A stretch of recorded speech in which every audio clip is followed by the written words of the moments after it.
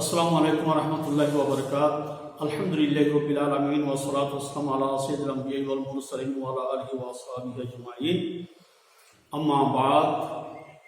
সুপ্রিয় ছাত্রছাত্রীবৃন্দ, তোমাদের সবাইকে পশ্চিম গুজরাট মনিরা অনলাইন মাদ্রাসায় স্বাগতম।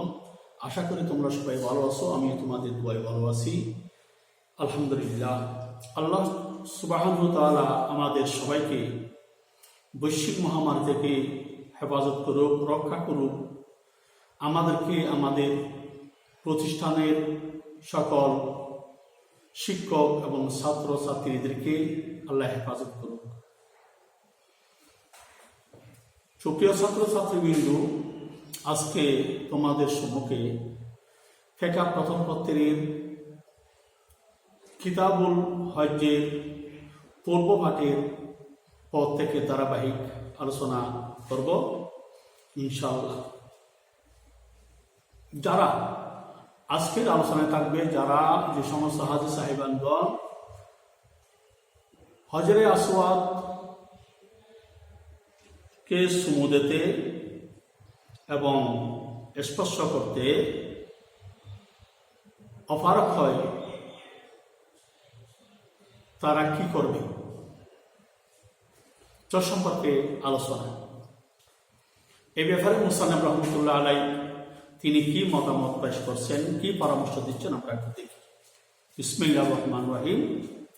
ওয়া ইন আজাজা আনহুমা ইস্তাকবালাহু ওয়া কাব্বারাহু ওয়া হাল্লালা ওয়া কাব্বারা ওয়া হাল্লালা ওয়া হামিদাল্লাহ তাআলা ওয়া সাল্লা আলা নবী সাল্লাল্লাহু তাআলা আলাইহি ওয়া সাল্লামা ওয়া তাওয়াফা তাওয়াফুল কুদুমি ওয়া সুন্না লিল আফাকি ওয়া আখাযা আন ইয়ামিনিহি ফায়াবতাদিয়ু মিম্মা ইয়ালিয়াল বাব আয-যুমিরু ফি ইয়ামিনিহি ইয়ারজিউ ইলা তাইফ ফাতাইফুল মুস্তাকবিলু লিল হাজরি ইয়াকুনু ইয়ামিনুহু ইলা জানিবিল বাব ফায়াবতাদিউ মিনাল হাজরি যাহিবান ইলা হাযাল বাব ওয়া হুয়াল মুতাজিমু আইমা বাইনাল হাজরি ইলাল বাব। সুপ্রিয় ছাত্রছাত্রীবৃন্দ, মুসান্নাফ রহমতুল্লাহ আলাইহি হাজী সাহেবানদেরকে হজ্জের নিয়ম কানুন শিক্ষা দিতে গিয়ে এই পরামর্শ প্রদান করলেন, কিভাবে তারা হজরে আসওয়াদের এই সৌভাগ্য লাভ করতে পারে তার সম্পর্কে তাদেরকে পরামর্শ দান করলেন।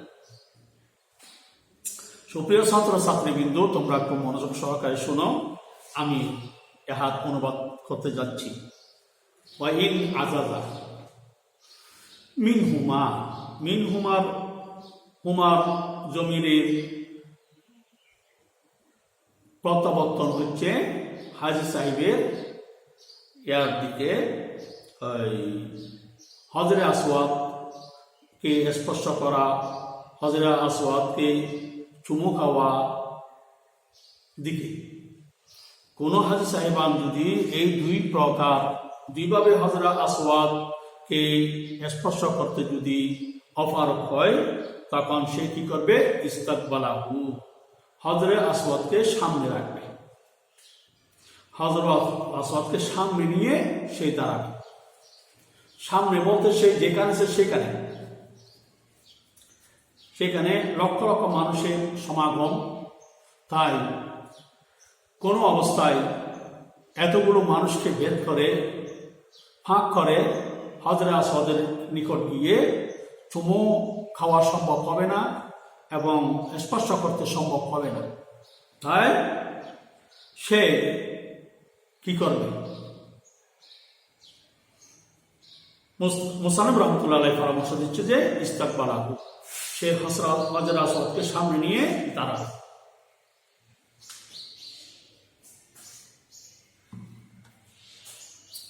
দাঁড়াইয়া ওয়া কাব্বারা, তাকবীর বলবে, ওয়া হাল্লালা, তাহলিল পাঠ করবে। তাকবীর অর্থ আল্লাহু আকবার, আল্লাহু আকবার, লা ইলাহা ইল্লাল্লাহু, আল্লাহু আকবার, আল্লাহু আকবার, ওয়া লিল্লাহিল হামদ। হাল্লালা তো তাহলে লা ইলাহা ইল্লাল্লাহ লা ইলাহা ইল্লাল্লাহ বলবে।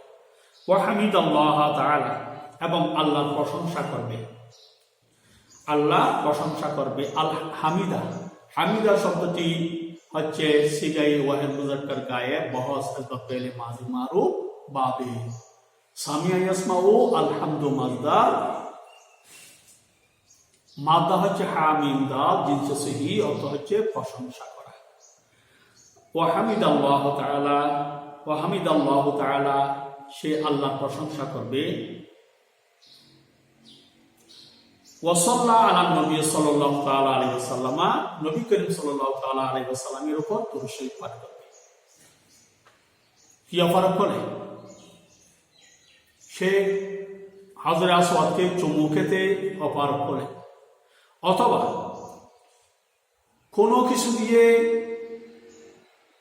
কোনো কিছু দ্বারা হাজরে আসওয়াদের দিকে ইঙ্গিত করা থেকে অপারক হলে সে হাজরে আসওয়াদমুখী হইয়া হাজরে আসওয়াদকে সামনে নিয়ে সেই তাকবীর বলবে, তাহলিল বলবে এবং আল্লাহ সুবহানাহু ওয়া তাআলা প্রশংসা করবে। তারপর নবী করিম সাল্লাল্লাহু আলাইহি ওয়াসাল্লামের উপর দরুদ শরীফ পড়বে। ওয়া তাওয়াফা তাওয়াফাল কুদুম, এবং সে তাওয়াফে কুদুম করবে। তাওয়াফে কুদুম হচ্ছে সর্বপ্রথম হাজী সাহেবানগণ আল্লাহ ঘরে সতা মক্কা মুআজ্জামায় পৌঁছে সর্বপ্রথম যে তাওয়াফটি করা হয় ওই তাওয়াফকে বলা হয় তাওয়াফে কুদুম তথা আগমনী তাওয়াফ। ওয়া সুন্নাহ লিল আফাকি, এই তাওয়াফে কুদুমটা হচ্ছে বহিরাগতদের জন্য সুন্নত। যারা মক্কার ভিতরে আছে তাদের জন্য তাওয়াফে কুদুম নাই, তাদের জন্য তাওয়াফে কুদুম করতে হবে না। তারপর ওয়া আখাযা আন ইয়ামিনিহি ফায়াবতাদিউ মিম্মা ইয়ালিয়াল বাব, মিম্মা ইয়ালিয়াল বাব, তারপর সে শুরু করবে আন ইয়ামিনিহি তার ডান পার্শ্ব থেকে, অর্থাৎ আল্লাহ হজরে আসওয়াদকে সামনে নিলে আল্লাহর ঘরটা তার ডান পাশে হয়, তখন সে ডান পার্শ্ব দিয়ে থেকে তার তাওয়াফ শুরু করবে। আয-যমিরু ফি ইয়ামিনিহি ইয়ারজু ইলা তায়েব, ইয়ামিনিহু শব্দের মধ্যে যে হু জমির আছে ওই হু জমিরের প্রত্যাবর্তন হচ্ছে তাওয়াফকারীর দিকে। ফাতাইফুল মুস্তাকবিলু লিল হাজরে ইয়াকুনু ইয়ামিনুহু ইলা জানিবিল বাব, আর তাওয়াফকারী যখন হজরে আসওয়াদকে সামনে নিয়ে দাঁড়াবে তখন আল্লাহর ঘর আর দরজা তার ডান পাশে হয়। অতএব ফায়াবতাদিউ মিনাল হাজরে যাহিবান ইলা হাযা জানিব, তখন সেই তাওয়াফকারী হজরে আসওয়াদ থেকে কি করবে, শুরু করবে, তাওয়াফ শুরু করবে।